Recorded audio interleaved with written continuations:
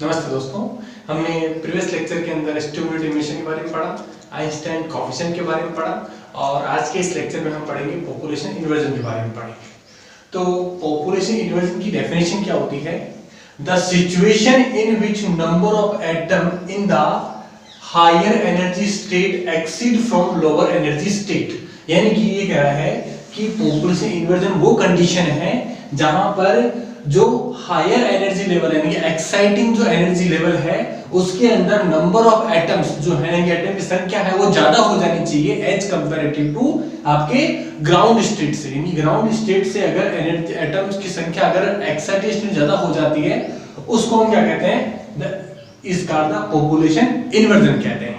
और next point है आपका, if large number of atom are made available in higher energy state, अगर large number of atom are available यानी कि अगर made available अगर यहाँ पे large number of atoms are available करा दिए जाते हैं अगर comparative to ground state अगर in comparative to number of atom in a lower state यानी कि n इसके अंदर जो हायर स्टेट है उसमें ज्यादा एटम हो गए किससे?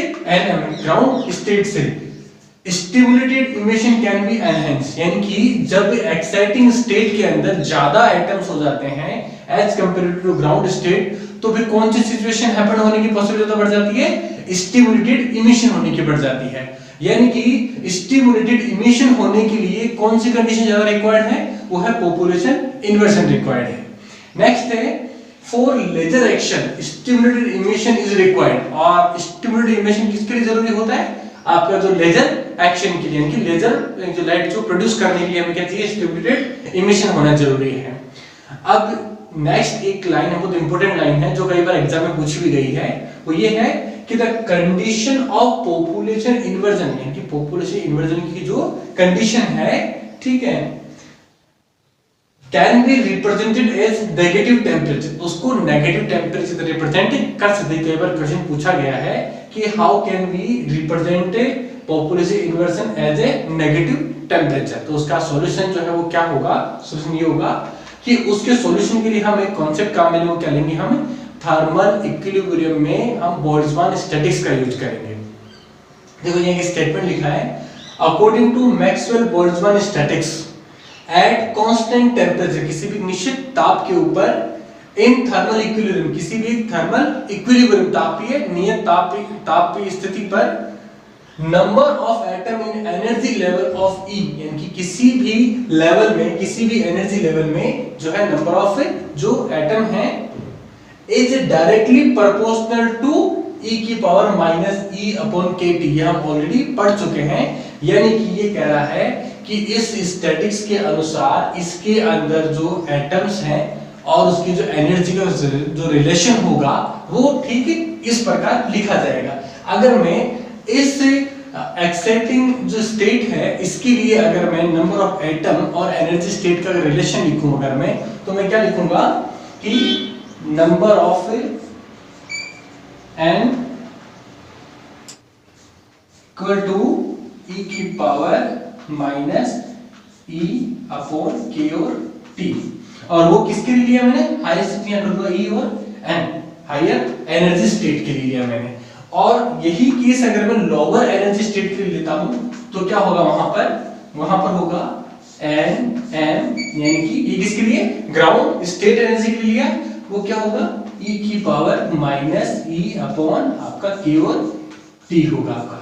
यहाँ पर ई आपका क्या है? आपका एनर्जी है, टी यहाँ पे टेम्परेचर है और के आपका बोल्ट्जमान कांस्टेंट है। और यहाँ प्रोपोर्शनल जो दिया है डायरेक्टली प्रोपोर्शनल कांस्टेंट जो होगा इन दोनों बीच में जो होगा वो हमने न्यूमेरिकली 1 मान लिया हमने। अब देखिए इन दोनों को कंपैरिजन करने पर याद रखना यहाँ पर ये कॉमा है, यहाँ पर इन दोनों को कंपैरिजन करने पर क्या होगा कि number of state n upon number of state m is equal to e की power minus E N upon K T और नीचे क्या होगा? e की power minus E M upon K और टी। मैं दोनों का रेशियो ले लिया दोनों का मैंने, ठीक है। अब देखिए कि इस रेशियो में ये जो पोर्शन है जब ये ऊपर जाएगा तो क्या होगा? ये प्लस का हो जाएगा। किस प्रकार लिखा जाएगा? वो लिखा जाएगा इस प्रकार N N N M equal to E की पावर कोस तक आपका ये जो है वो माइनस ई एन, और ये जो ऊपर लगेगा प्लस हो जाएगा, प्लस आपका ई एम और अपॉन के और टी हो जाएगा एग्जैक्टली वो। अब मैं क्या करूंगा, यहां से ये माइनस जब बाहर लूंगा तो सिचुएशन क्या होगी, सिचुएशन चेंज हो जाएगी, और वो क्या होगी, मैं नेक्स्ट नीचे लिख देता हूं ना, एन अपॉन एन और एम बराबर ई की पावर माइनस आपका होगा E N minus E M और अपॉन के और टी। क्लियर हुआ। और देखिए यहाँ पर ई एन और ई एम क्या है, energy difference between two level है।